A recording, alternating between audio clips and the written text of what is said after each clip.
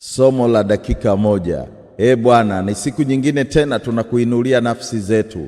Tunakusifu kwa sababu we ni Mungu wa haki na fadhili.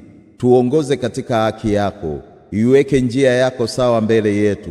Usituache tuzurule na kupotea katika maamuzi yetu binafsi. Bwana, leo tufanye kusikia fadhili zako.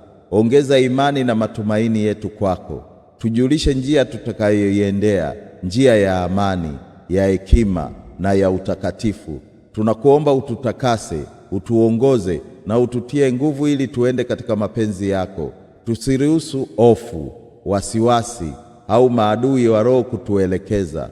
Tunaweka maisha yetu, kazi zetu, familia zetu na mipango yetu mikononi mwako. Utuongoze sisi tunaokutumaini. Katika jina la Yesu Kristo tunakuamini, tunakusubiri. Amin. Leo ni siku, kesho ni siku. Mungu amebariki. Amin.